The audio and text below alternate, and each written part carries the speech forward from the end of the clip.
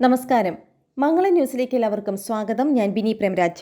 ഹമാസിനെ ഒഴിവാക്കിക്കൊണ്ട് യുദ്ധാനന്തര ഗാസ എന്ന പദ്ധതി ഇസ്രായേലിന്റെ വെറും വ്യാമോഹം മാത്രമാണെന്ന് ഹമാസ് നേതാവ് ഇസ്മായിൽ ഹനിയ. ഭീകരരെ പിന്തുണയ്ക്കുകയും അവർക്ക് സാമ്പത്തിക സഹായം നൽകുകയും ചെയ്യുന്നവരെ ഗാസയിൽ പ്രവേശിപ്പിക്കുവാൻ ഇനി തങ്ങൾ അനുവദിക്കില്ലെന്ന് ഇസ്രായേൽ പ്രധാനമന്ത്രി ബെഞ്ചമിൻ നെതന്യാഹു പറഞ്ഞിരുന്നു. ഇതിന് പിന്നാലെയാണ് ഹനിയയുടെ പ്രതികരണം. എന്നാൽ ഇസ്രായേലുമായുള്ള യുദ്ധം അവസാനിപ്പിക്കുന്നതിനും വെസ്റ്റ് ബാങ്കിനെയും ഗാസയെയും പുനഃക്രമീകരിക്കുന്നതുമായി ബന്ധപ്പെട്ടുള്ള ഏത് ചർച്ചകളും നടത്താൻ തയ്യാറാണെന്നും ഹനയ്യ പറഞ്ഞു.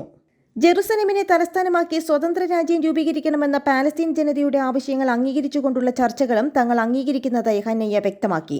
അതേസമയം ഹമാസ് ഭീകരർക്കെതിരെ വിജയം നേടുന്നതുവരെ ഗാസയിൽ യുദ്ധം തുടരുമെന്നും ഒരു ശക്തിക്കും ഇസ്രായേലിനെ തടയാൻ സാധിക്കില്ല എന്നും ബെഞ്ചമിൻ നെതന്യാഹു പറഞ്ഞു. ഹമാസിന്റെ അവസാനം വരെ ഈ പോരാട്ടം തുടരും. ഇതിൽ മറ്റു ചോദ്യങ്ങളൊന്നുമില്ല. വലിയ വേദന അനുഭവിച്ചവരാണ് ഞങ്ങൾ. ഒരു അന്താരാഷ്ട്ര സമ്മർദ്ദത്തിനും ഇനി ഇസ്രായേലിനെ പിന്തിരിപ്പിക്കാനാകില്ല. ഹമാസിന്റെ അവസാനം എന്നതിൽ കുറഞ്ഞൊരു ലക്ഷ്യവും ഇനി ഇസ്രായേൽ ഇല്ല എന്നും നെതന്യാഹു പറയുന്നു. അതേസമയം UN-ലെ ചർച്ചയ്ക്കിടെ ഗസയിലെ ഹമാസ് നേതാവ് യഹ്യ സിൻവാറിന്റെ ഫോൺ നമ്പർ പുറത്തുവിട്ട ഇസ്രായേൽ അംബാസഡർ ഗിലാദ് എർദാന് ഹമാസിന്റെ പണി കിട്ടി. എർദാന്റെ നമ്പർ പുറത്തുവിട്ടാണ് തങ്ങളുടെ നേതാവിനെ പരിഹസിച്ചതിന് ഹമാസ് പണി കൊടുത്തത്. കഴിഞ്ഞ ദിവസം UN ജനറൽ അസംബ്ലിയിൽ ഇസ്രായേൽ ഹമാസ് യുദ്ധത്തിൽ വെടിനിർത്തൽ ചർച്ചയ്ക്കിടെ സിൻവാറിന്റെ ചിത്രവും ഫോൺ നമ്പരും അടക്കമുള്ള പ്ലക്കാർഡ് എർദാൻ ഉയർത്തി കാണിക്കുകയായിരുന്നു. വെടിനിർത്തലിന് സിൻവാറിനെ വിളിക്കുമെന്നും കാർഡിൽ എഴുതിയിരുന്നു. ഇതിന് മറുപടിയായി അംബാസഡറുടെ നമ്പർ ഹമാസ് വിതരണം ചെയ്യുകയായിരുന്നു. ഇതോടെ എർദാന്റെ ഫോണിലേക്ക് നിരവധി അധിക്ഷേപങ്ങളും ഭീഷണി സന്ദേശങ്ങളും വന്നു തുടങ്ങി. എർദാന് ലഭിച്ച സന്ദേശങ്ങളിൽ ഭൂരിഭാഗവും അയച്ചത് ഇന്തോനേഷ്യൻ ഫോൺ നമ്പറിൽ നിന്നാണ്. എർദാനെയും കുടുംബത്തെയും ഉടൻ കൊല്ലുമെന്ന തരത്തിലുള്ള ഭീഷണികളായിരുന്നു വന്നത്.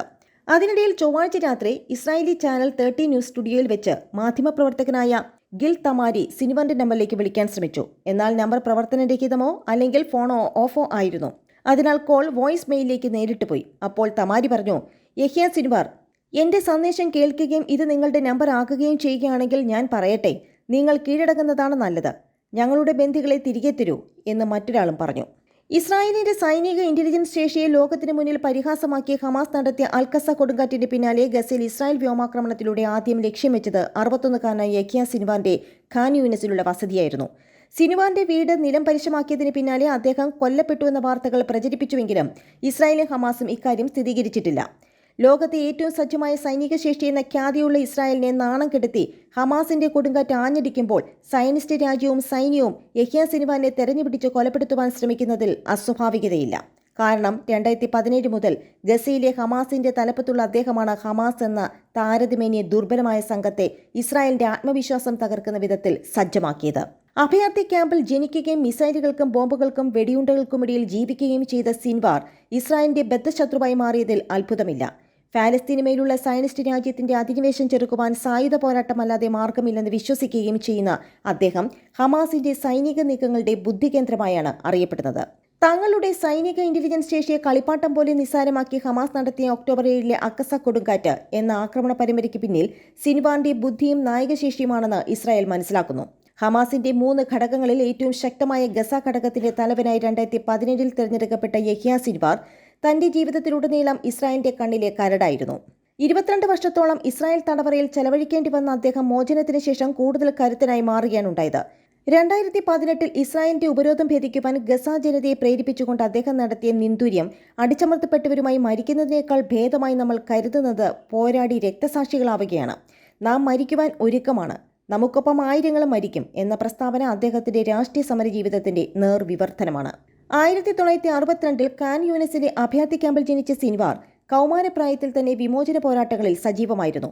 ഫലസ്തീൻ വിമോചന പ്രസ്ഥാനത്തിൽ പങ്കാളിയായതിന്റെ പേരിൽ 1982-ലും 1985-ലും ഇസ്രായേൽ സൈന്യം അറസ്റ്റ് ചെയ്തെങ്കിലും പിന്നീട് മോചിതനായി.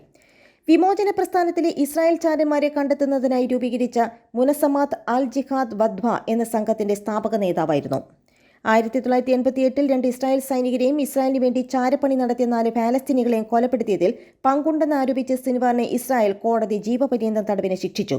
ഹമാസ് പിടികൂടിയ തങ്ങളുടെ സൈനികൻ ഗിലാദ് ഷലീത്തിനെ മോചിപ്പിക്കുന്നതിന് പകരമായി 2011-ൽ ഇസ്രായേൽ വിട്ടയച്ച 1027 ഫലസ്തീനികളിൽ ഒരാളായിരുന്നു അദ്ദേഹം. 2017-ൽ ഇസ്മായിൽ ഹനയിൽ നിന്ന് ഗസ മുനമ്പിലെ ഹമാസിന്റെ നേതൃത്വം ഏറ്റെടുത്ത സിൻവാർ റാമലയിലുള്ള ഫലസ്തീൻ അതോറിറ്റിയുമായി ഏതെങ്കിലും വിധത്തിൽ അധികാരം പങ്കിടാൻ വിസമ്മതിച്ചുകൊണ്ടുള്ള നിലപാടാണ് കൈക്കൊണ്ടത്. ഇസ്രായേലുമായി ഒരു വിട്ടുവീഴ്ചയ്ക്കുമില്ലെന്ന് പ്രഖ്യാപിച്ച അദ്ദേഹം ഇസ്രായേൽ സൈനികരെ ജീവനോടെ പിടികൂടുവാൻ ഹമാസ് പോരാളികളോട് ആഹ്വാനം ചെയ്തു.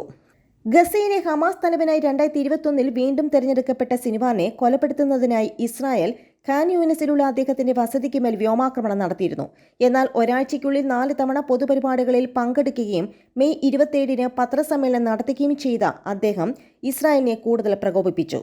പത്രസമ്മേളനത്തിന് ശേഷം താൻ കാൽനടയായി വീട്ടിലേക്ക് പോവുകയാണെന്നും ധൈര്യമുണ്ടെങ്കിൽ തന്നെ കൊലപ്പെടുത്തൂ എന്നും അദ്ദേഹം ഇസ്രായേൽ പ്രതിരോധ മന്ത്രിയെ വെല്ലുവിളിച്ചു. ഗസയിലെ തെരുവുകളിൽ അനുയായികൾക്കൊപ്പം ചുറ്റിക്കറങ്ങുകയും പൊതുജനങ്ങൾക്കൊപ്പം സെൽഫി എടുക്കുകയും ചെയ്ത ശേഷമാണ് അദ്ദേഹം വീട്ടിലേക്ക് മടങ്ങിയത്. ഗസയെയും അവിടുത്തെ 20 ലക്ഷത്തിലേറെയുള്ള മനുഷ്യരെയും ഉന്മൂലനം ചെയ്യുമെന്ന് പ്രഖ്യാപിച്ച് ഇസ്രായേൽ നടത്തുന്ന ഈ അക്രമ പരമ്പരയിൽ യഹ്യ സിൻവാറും ചരിത്രത്തിന്റെ ഭാഗമായേക്കാം. അത് ഉറപ്പാക്കാൻ ഇസ്രായേൽ സൈന്യം ഏതറ്റവും പോകുമെന്ന് ഉറപ്പ്. പാശ്ചാത്യ ലോകത്തിന്റെ സർവനാത്മനായുള്ള പിന്തുണയോടെ ഇസ്രായേൽ നടത്തുന്ന ഈ കൊടിയ മനുഷ്യകുരുതിയെ യഹ്യ സിൻവാർ അതിജീവിക്കുകയാണെങ്കിൽ ഫലസ്തീൻ്റെ അതിജീവന പോരാട്ടം ഇനി പുതിയ തലങ്ങളിലേക്ക് ഉയരുകയുള്ളൂ. നന്ദി, നമസ്കാരം.